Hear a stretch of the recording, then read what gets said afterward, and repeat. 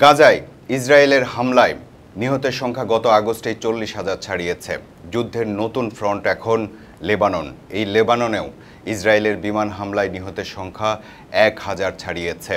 এই যুদ্ধক্ষেত্র লেবাননে প্রায় লক্ষাধিক প্রবাসী বাংলাদেশের বসবাস।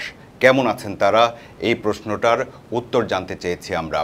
প্রবাস কথার সাথে একান্ত সাক্ষাৎকারে এসব বিষয় নিয়ে বিস্তারিত কথা বলেছেন দেশটিতে বাংলাদেশের রাষ্ট্রদূত air vice Marshal Javed Tanvir Khan. প্রথমেই আমি আপনাকে ধন্যবাদ জানাচ্ছি আপনার প্রশ্নের জন্য।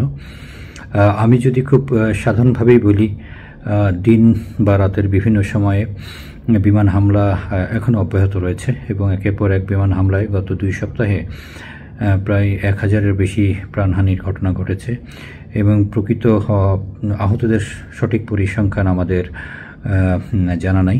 প্রকৃতপক্ষে একটি ঝুঁকিপূর্ণ অবস্থা বিরাজ করছে। দক্ষিণ লেবানন থেকে নিরাপদ আশ্রয়ের খোঁজে অনেকেই রাজধানী বৈরুত কিংবা এর আশেপাশে যে শহরগুলি আছে সেখানে এসে আশ্রয় গ্রহণ করেছেন এবং এর মধ্যে আমাদের বাংলাদেশি প্রবাসী ভাই বোনেরাও আছেন। সর্বত্র একটা আতঙ্ক কাজ করছে, কারণ বিমান হামলায় যে হতাহত হয়েছে তার অধিকাংশই কিন্তু সাধারণ নিরীহ জনগণ। এই নিরীহ জনগণের মধ্যে বিভিন্ন দেশের প্রবাসীরাও আছেন।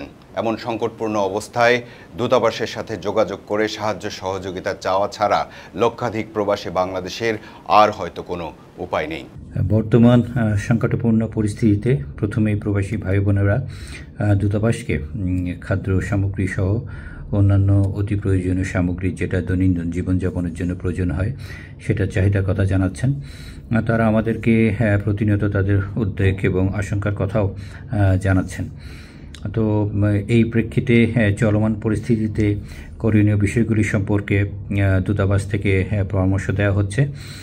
অনেকেই আমাদেরকে জানিয়েছেন যে তাদের যে বর্তমান আশ্রয়স্থানগুলি সেগুলিতে পর্যাপ্ত সুযোগ সুবিধা নেই। তো আমরা দূতাবাস থেকে কিছু কিছু ক্ষেত্রে তাদেরকে একটু উন্নত স্থানে পাঠানোর ব্যবস্থা করতে পেরেছি, বাট অধিকাংশ ক্ষেত্রেই সেটা তো সম্ভব হচ্ছে না বাস্তবতার কারণে। এই প্রসঙ্গে আমি বিপদগ্রস্ত সকল প্রবাসী ভাই ও বোনদের কাছে আহ্বান জানাচ্ছি যে আসুন আমরা সবাই মিলে ধৈর্য, মনোবল এবং সাহসিকতার সাথে এই সংকটময় পরিস্থিতির মোকাবেলা করি। জীবন বাঁচাতে এরই মধ্যে লেবাননের দক্ষিণ অঞ্চল ছেড়ে নিরাপদ আশ্রয়ের সন্ধানে ছুটছেন হাজার হাজার মানুষ, লাখ লাখ মানুষ। প্রবাসী বাংলাদেশি ভাই বোনেরা যারা কর্মস্থল ছেড়ে দক্ষিণাঞ্চল থেকে সরে এসেছেন তাদেরকে নিরাপদ স্থানে এই মুহূর্তে বসবাসরত অন্য বাংলাদেশি প্রবাসীরা থাকা এবং খাওয়ার ব্যবস্থা করেছে এবং এর জন্য আমি তাদেরকে আন্তরিক ধন্যবাদ জানাচ্ছি। আমরা দূতাবাস থেকেও বিপদগ্রস্ত প্রবাসীদেরকে খাদ্য সামগ্রী সহ অন্যান্য সামগ্রী বিভিন্ন স্থানে চাহিদা মতো পৌঁছে দেওয়ার ব্যবস্থা করছি। তবে এটা সত্য যে সব মিলিয়ে চাহিদার বিপরীতে এই যে সাহায্যের পরিমাণ অপ্রতুল। আমাদের প্রবাসী ভাই ও বোনেরা কেবলমাত্র তাদের জানমালের নিরাপত্তার কথা ভেবেই শঙ্কিত না, অনেকেই এই পরিস্থিতিতে কর্মহীন হয়ে পড়তে পারেন সেই আশঙ্কাও তাদের মধ্যে রয়েছে। তাই সার্বিক বিবেচনায় বলবো সবাই একটি অনিশ্চিত কঠিন সময়ের মধ্যে দিয়ে সময় পার করছেন। যুদ্ধ মানেই জানমালের অনিশ্চয়তা আর অন্ধকার ভবিষ্যতের আশঙ্কা। একদিকে জীবন নিয়ে পালাতে হচ্ছে, অন্যদিকে যে ভবিষ্যতের স্বপ্ন নিয়ে প্রবাসে বসবাস সেই স্বপ্নটাও চোখের সামনে ধূলিসাৎ হয়ে যাচ্ছে। অবস্থা এমন যে দূতাবাসও নিরাপদ অবস্থানে থেকে তার কার্যক্রম পরিচালনা করতে পারছে না। এই প্রসঙ্গে আমি যেটা প্রথমেই বলতে চাই সেটা হলো আমাদের দূতাবাস ভবন একটি ঝুঁকিপূর্ণ স্থানে অবস্থিত হওয়ায় দূতাবাস থেকে দূতাবাসের স্বাভাবিক কার্যক্রম এই মুহূর্তে পরিচালনা করা সম্ভব হচ্ছে না। তবে আমরা আমাদের হটলাইন এবং আমাদের যে হেল্পলাইন আছে তার মাধ্যমে আমাদের প্রবাসী ভাই বোনদের সাথে সার্বক্ষণিক যোগাযোগ রক্ষা করে চলেছি। বিভিন্ন স্থান থেকে খাদ্য সামগ্রীর প্রয়োজনীয়তা সম্পর্কে আমরা সংবাদ এবং তথ্য পাওয়ার পরপরই যত দূর সম্ভব দ্রুত সেখানে পৌঁছে দেওয়ারও ব্যবস্থা করা হচ্ছে। এখন পর্যন্ত প্রবাসী বাংলাদেশিদের মধ্যে কোনো হতাহতের খবর পাওয়া গেছে কি? এমন প্রশ্ন ছিল রাষ্ট্রদূত air vice marshal Javed Tanvir খানের কাছে। এই পর্যন্ত যেই বিমান হামলায় আমাদের যে কয়েকজন বাংলাদেশি ভাই বোনেরা আহত হয়েছেন এবং তারা যে চিকিৎসা নিচ্ছেন যে সকল হাসপাতালে, সে সকল হাসপাতালের সাথে আমরা যোগাযোগ রেখে তাদের সুচিকিৎসা নিশ্চিত করার চেষ্টা করছি। দূতাবাস থেকে আমার সহকর্মীরা বিভিন্ন স্থানে যেখানে প্রবাসীরা আশ্রয় নিয়েছে সেখানে যাচ্ছেন, খাদ্য সামগ্রী বিতরণ করছেন এবং তাদের খোঁজখবরও নিচ্ছেন।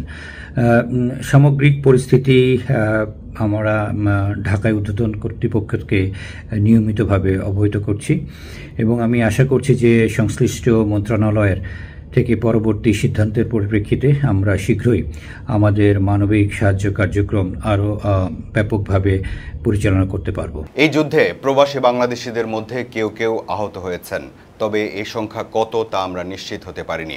এরই মধ্যে স্থল অভিযানও শুরু হয়েছে। পরিস্থিতি যাচ্ছে ভয়াবহতার দিকে। এমন পরিস্থিতিতে দূতাবাস কি প্রবাসী বাংলাদেশিদের নিরাপদে দেশে ফিরিয়ে আনার জন্য উদ্যোগ নেবে? যে কোনো যুদ্ধাবস্থা থেকে নিরাপদভাবে অন্যত্র সরিয়ে নেওয়া অথবা এক্ষেত্রে আমাদের বাংলাদেশি প্রবাসীদেরকে দেশে ফিরিয়ে নেওয়ার সুযোগ থাকলে তা অবশ্যই কাম্য। তবে বর্তমানে লেবাননের সার্বিক নিরাপত্তা পরিস্থিতি বেশ ঝুঁকিপূর্ণ।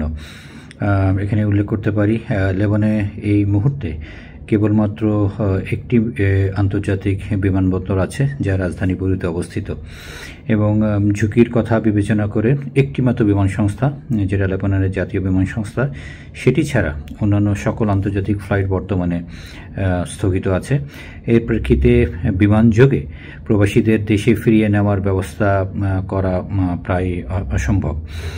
তবে আন্তর্জাতিক অভিবাসন সংস্থা আইওএমের তত্ত্বাবধানে যদি কোনো এভাকুয়েশন অপারেশনস পরিচালনা করা হয় তবে অবশ্যই তা আমরা গ্রহণ করব। এই বিষয়ে আইওএমের সাথে দূতাবাসের ইতিমধ্যে আলোচনা সম্পন্ন হয়েছে। এখানে আমি আরেকটি বিষয়ের প্রতি একটু আলোকপাত করতে চাই, সেটি হলো যে বর্তমানে লেবাননে ৮০টিরও বেশি বিভিন্ন দেশের দূতাবাস এবং কনসুলেট অফিস আছে এবং আমাদের এই মুহূর্তে যে তথ্য আছে সেই তথ্য অনুযায়ী কোনো দূতাবাস বা কনসুলেট অফিস রাষ্ট্রীয় ব্যবস্থাপনায় তাদের নাগরিকদের ফিরিয়ে নেওয়ার ব্যাপারে কোনো চূড়ান্ত সিদ্ধান্ত গ্রহণ করেনি। আপনারা শুনছিলেন লেবাননে বাংলাদেশের রাষ্ট্রদূত জাবেদ তানভীর খানের কথা। আমাদের প্রত্যাশা লক্ষাধিক প্রবাসী বাংলাদেশি সহ সব নিরপরাধ মানুষ নিরাপদে থাকুক।